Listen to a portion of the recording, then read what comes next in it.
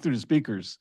Yeah. Just so we Okay. don't take up too much time. The answer is yes. Isabel and I have gone over a number of Okay. potential ones. There's a potential one in Sacramento. It is only one day. It's specific to HR. So we're trying to get someone else from the district to go with her Okay. so that they can share driving duties and just drive the company car down there. When was that? It was coming up in like April or something? I don't remember which month. I believe it was April, and I just got an email the other day from Aqua that they're thinking about doing an additional HR conference for the Central Valley. Okay. So those dates should be released soon. Hopefully, she said they were trying to put it together this year. So I thought they also put in the CSDA, thought they also put one together for new clerks of the board and things like that. I just want you to look for them. yes, Because they're really worth going to. We've sat at my desk and gone through line by line, all the ones that are offered by both CSDA and Aqua and scheduled her out for what we think is appropriate. And Yeah. I have never said no to one of her No, requests. they're very important, and I'm curious about what this one's going to involve that we're required to do, this financial responsibility one or whatever this is. Is it going to be online? Is it going to be like the ethics one where you have to spend 2 hours? Okay. Well, keep us informed. Keep us in line. Yeah, thank you. Trying to get rid of that. All right, any other comments or questions on conference and training travel? Nope. All right. With that, we'll go on to the Groundwater Authority. Anything to report, George, from the last meeting that we haven't already talked about or the coming meeting? I have seen nothing. I Yeah, didn't review my notes prior to this meeting, and I believe Mallory attended the last meeting. yes, he did. He and I had gone over some stuff, and he was going to give. He and I had corresponded, but I don't have my phone in front of me because we went back and forth. I can go grab my phone and refresh myself on the notes that we went back and forth on if you'd like, while they try to get the sound going. Yeah, we're good to go. Yeah. So Mallory Double is fully prepped to give a full report to the full board. The board. I don't think we need to repeat it here. Okay, that's fine, as long as they're ready to go for the full board. And maybe by board day, because isn't the meeting next Wednesday? Yes. Yeah, the GA. Maybe by Monday, he'll have an agenda for the coming meeting. We would hope. We hope. And I did notice on Facebook today that they put out a notice congratulating April on being appointed as general manager. So maybe that'll be a good thing. Yeah. Somebody local. So You know, hopefully that'll help. we'll see. All right.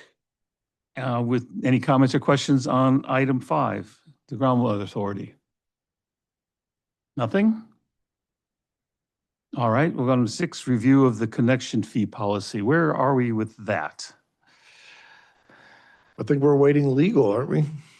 So we put this on specifically so that the board would apply significant pressure to our legal team to get that thing reviewed and done because we have been losing significant amounts of revenues for a couple of years now. So we need to get legal through that so we can begin collecting the fees we feel are. Refresh me on this one.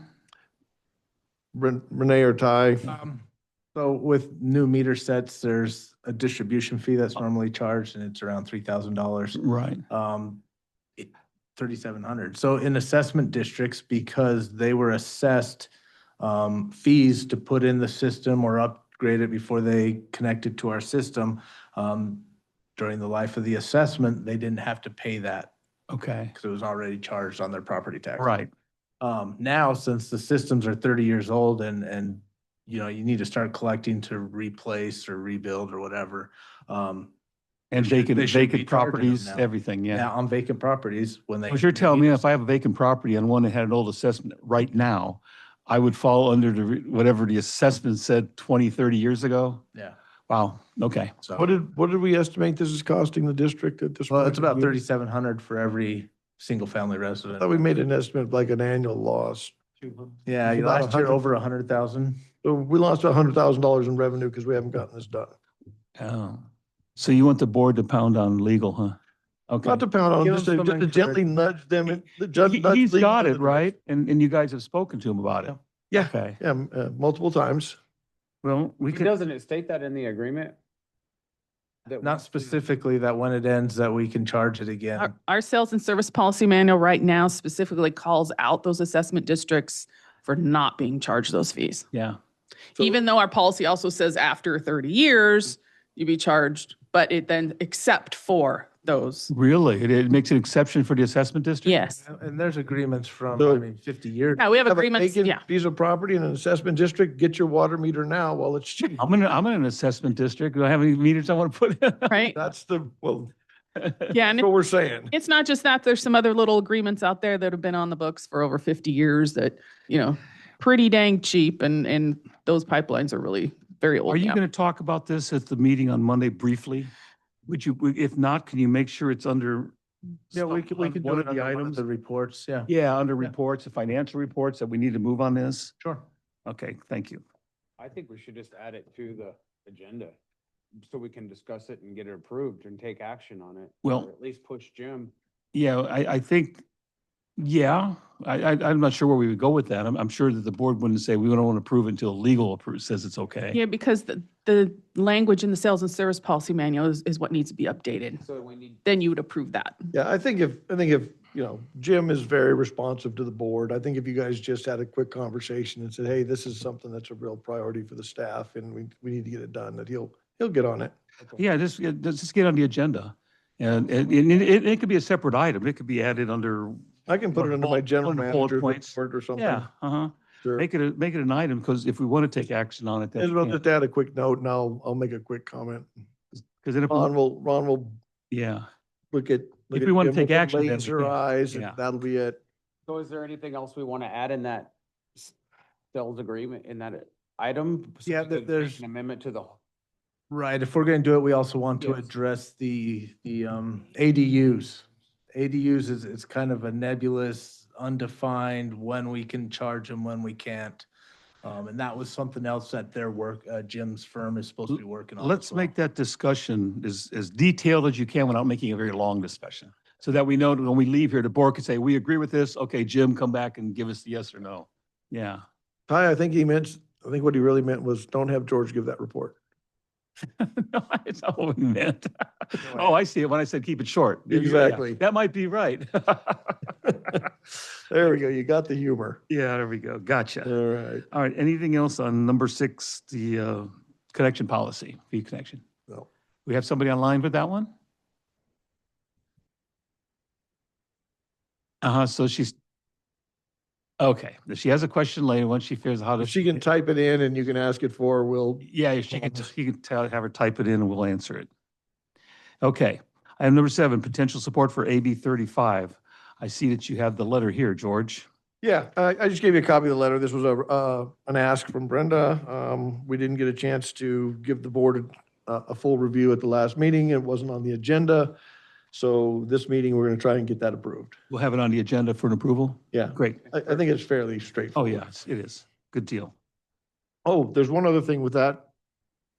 Renee, was it you that said that there are some districts that, because these things are sometimes fast moving, you said there are districts that have a policy that if, say, the general manager and the president of the board agree to support, or was that Ty? That was me. Yeah. Okay, Ty, go ahead. Yeah, when I was down at the California Society of Municipal Finance Officers Conference last week, CSMFO, the legislative analyst from Sederma was there, along with his counterpart at California Cities. Right. And they were talking about how some of this legislation moves very quickly and they need support letters very quickly, and there may not be a time for a board meeting in between that time Right. period. And so they had, there's some districts or cities out there that have come up with policies that as long as it's within, what the general direction of the board is, that a general manager or a board president can go ahead and issue that support letter without going to the full board. But that's just. You know one who's recently assessment. done that sort of backfired on? Well, Yeah. that's all that scares me. that's exactly what the Right. GA does. They gave it the permission to the president and the general manager to support, not support, write letters, Yeah. anything that considered urgent. But in urgency, what do you think? Do we want? It scares me only for that reason. Yeah, because I've seen how it works. Yeah. I mean, I don't want to get us in any trouble. No, I don't either. And- Yeah. And you guys are usually pretty good. If we need a special meeting, We'll have- we can do it. Let's do pretty it that quickly. way. Yeah, to me, that's just the way to do it because you never know when something quick comes up and George and I said, yeah, that's a great idea. But the rest of the board says, wait a minute, I saw a flaw in it or something. Yeah, Totally fair. Just wanted to have the discussion. yeah, but no, that's good. Thank you. All right. Has she gotten through yet? I'm ready for her question.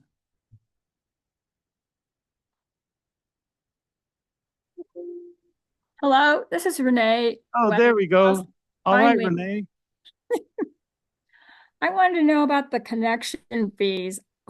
Who do they apply to? Just new home construction, or is it every time a house is sold, an older home, the new buyer has to pay $3,000 just to get water turned on to the house? No, so this is for new construction, new houses, or currently built houses that don't have district water whenever they hook up to the system. It's a one-time fee. So generally what it covers is we have to put in some underground piping, we have to put in a meter, we have to put in the box, we have to get it all set up in our system. So it's a one-time fee to set up sort of the infrastructure that we use to service a particular home. Once it's set up once, let's say it's a rental, the next person who comes in to rent the house, they don't have to repay that fee once it's, it is a one-time thing. But don't forget, let's make it clear. We already have this in place in our policy for new homes in play. This is strictly for assessment districts. And I don't know whether we currently have any that aren't paid off. We may. We have no. So this is for assessment districts. And those are districts that requested water service out there. And as an area, they agreed to pay an assessment on their property tax to get all the infrastructure installed in the area where those homes were. So what they're saying is when that assessment was attached to those particular homes and properties there, or homes, that when a hookup occurred, it occurred at whatever price was agreed upon in the assessment. What we're saying now is, let's say you have a 25-acre area that is an assessment area. I'm exaggerating there, and there's 25 new lots. We want to make sure that on the new lots and new builds, that it applies to our regular policy and procedures for hookups, not the old 20-year-old one. So that's what that's about, Renee. Okay, all right. Thank I you. understand. Thank you. Thank you. Okay, anything else on AB 35? Okay, conservation, a way of life, an update on that. Yeah, so I'm gonna steal a little bit of Renee's thunder on this one, but if you have in front of you, have a report from the Water Board, Conservation's Way of Life. So this is a California state report that they sent us. This is generated by the state. I would ask you to flip to the second page, Okay. or the back, so it'll be the back of the first page. Under the executive summary, you're Okay, gonna notice a table at the bottom. And, Right. and I love this. This is such a great story for us. So it says, objectives calculated with future standards. And what it says on the left, it gives you the year. It says 25, 26, 30 to 31, 35 to 36, Right. 40 to 41. So these are the various tiers where they keep lowering the standard. right. And on the right, it says current use lower than objective. And you see that we're in compliance, not only in the current, not only in 25, 26, not only in 30, 31, not only in 35, 36, but all the way out to 40, 41, when the most standards are in effect. And we've talked about this. Yeah. What a great tribute to the town. Yeah. And the people that have conserved water, that we are already compliant with the most stringent standards. And this is the state telling us that. Now, we've said this a number of times, but I thought it was a great thing to highlight. Oh, so this is, yeah, I see. Specifically, this relates to the Indian Wells Valley Water District. Yes. ID, quote, yeah. Mm-hmm. So Is this that is really this our is the- organization ID, 1, 2, 3, 4? Is that really our organization ID on the front page? 1, 2, 3, 4? Okay.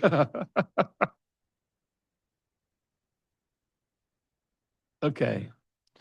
I'll remember that. It should just say that we're number one, We're number one, yeah. because that's This is great. no, I thought it was great, and certainly a good thing for the public to hear that we're doing so well with conservation, because there are communities out there that need to, like, literally 30% reductions to get there. And that's huge. That's the kind of reductions that we've achieved since maybe, 2000. We've achieved like 34, 36% reduction since over what, the last 20+ years? Something like And that, so, yeah. something like that. So like 20 years of work for us, that's what those people have ahead of them. Wow. And So you're going to cover this under your manager's report, or when are you going I to? am, I'm going to highlight it again in Okay. the regular board meeting, but I Please thought those- do. unless you would like to steal my thunder. No, you go, you go right ahead. I Okay. think that the way we're reporting, the way we're doing things make a big difference. I don't know whether you can actually make that little chart there with the Indian Wells Valley Water District rating or something and throw that up on the screen. Sure. If you can, that'd be do that. great. I can do a snippet and then Yeah, go snippet ahead of and that, yeah, just we'll that throw chart. it in the slides. I think it's good news. Yeah, I thought it was fantastic. Because I know when it first came out, we were all saying, oh, gosh, we're wringing our hands and where are we? And Yeah. it looks like we're doing pretty good. And we have a question out there before I move on to the rest of the committee. Yes, Renee, what do you have? Yeah, just wanted to know, how does this report break the usage down? Is it just like for the whole population of the valley, or does it go per person per day? I mean, So I'll try to explain. So first of all, I don't believe it currently includes commercial activities, which is about 10 or 15% of our water use. So the way it's calculated is they take the population, the number of people that we serve, and each of those persons gets a certain gallons per day. I think it's 150 gallon-ish per day when you include outdoor water use, which is like watering your lawn. So a typical home would be like a family of 3. So if we have a connection to a house, there's like 3 people. So we add up all those numbers. We tell them what our population is. They say, this is what you're allowed. So in, let's say 25, 26, or currently maybe we're allowed 150, and that's going to go down to maybe 110 or 112 by 2040, 2041. And so the calculation is number of people times the amount of gallons that each person is allowed, gives us our allotment. And this says that we are in compliance with the most stringent standards all the way out in 2040, 2041 at this time. Did that make sense? Not to me. That includes this kind of irrigable, non-irrigated land buffer that they include in the future, which is not in there now. And So it's it also walks without through us even taking any of the, what do they call them, exceptions that they're allowed, like swamp Variances. variances for swamp coolers. So, yeah, That's we have, not- yeah. We'll work through that eventually, but we'll Yeah. get there. If we need to. if we ever need to, but we would have to actually have water use go up per person for that to happen. And we can include this in the board packet. Yeah, we're going to include this in the board packet, this report from the State Water Resources Control Board, Renee, so you'll get a chance to look at it in the packet. okay, thank you. You're welcome. Any other comments from the committee? No? All right, let's move on to the regular agenda and see whether Chuck or I have any. We already talked about a couple of things you're going to put on there, one about AB 35 and one about the conservation of way life. One about talking to Jim. Yeah, oh, that's right. Yeah, definitely going to put a little blurb on there about the meter hookup rates in okay. Yep. Yeah, make sure those are on there. And if you add those to this, I don't see anything else that needs to change on here. I don't either, but I do have a question. If we go to item B number 2, Yeah. it says vehicle purchase 2 vehicles. Do we not have something already in effect if you guys need a vehicle? It just seems to me that it's a longer process if something happens. Isn't it just a cost thing? It exceeds my, Yes. Approval level. So there was the truck with the bad engine, the 6.4 that we were using to haul the gooseneck trailer. It went down, so we're looking at purchasing a new one plus a backup. Right now, with the electric vehicle mandate, there's an exemption for F-350 Class 3 rated vehicles that we do not have to get an electric vehicle. So we want to do that while we can before that exemption goes away.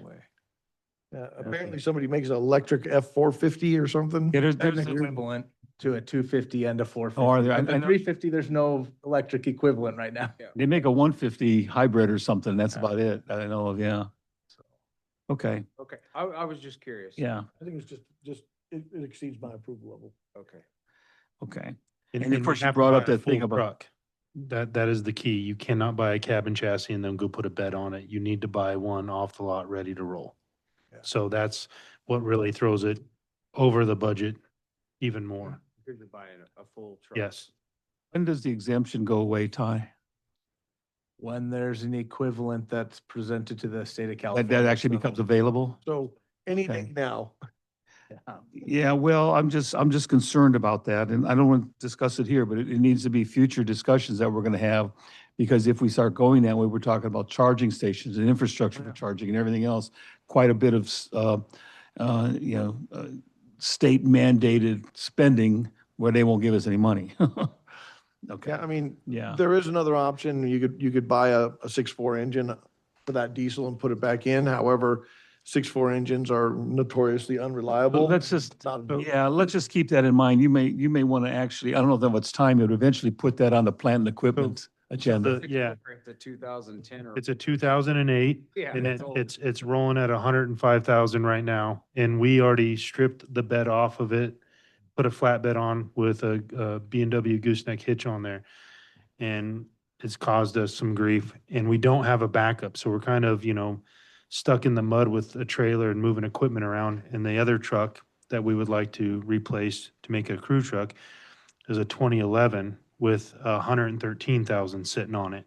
And that is an F-250. So we cannot move. So if we get two trucks in this realm, we can move. We have a backup to move a trailer in case a truck goes down, or if another entity in the district needs it, they can move the equipment as Okay. they see fit. No, I'm all for it. I Yeah. just was curious about Why is it here? why we had to wait. If you guys Yeah. needed something, I feel you need to go get it. So that was my question. But it should, I'm hoping, well, I should never say it should be a short thing on the board. Yeah. It should be short on the board. We're hoping to have, I mean, we've got one set of quotes and we've got two other companies with quotes, but they're not quite right. So we're trying to get them to revise them. So we have an apples to apples. And of course, it's budgeted under capital. And yeah. it's budgeted. That's the big question, yeah. We're taking it from other items. Right. So you'll see that. Okay, Hopefully we have everything for you on Monday, and that's as soon as we can move anyways. great. All right. You see anything else on here, Chuck, that you want to modify, change, or add? Nothing? So with that, then the committee recommends that we move ahead with this agenda with the changes that we mentioned for I believe there were the three that you're going to add Yep. to here. Okay.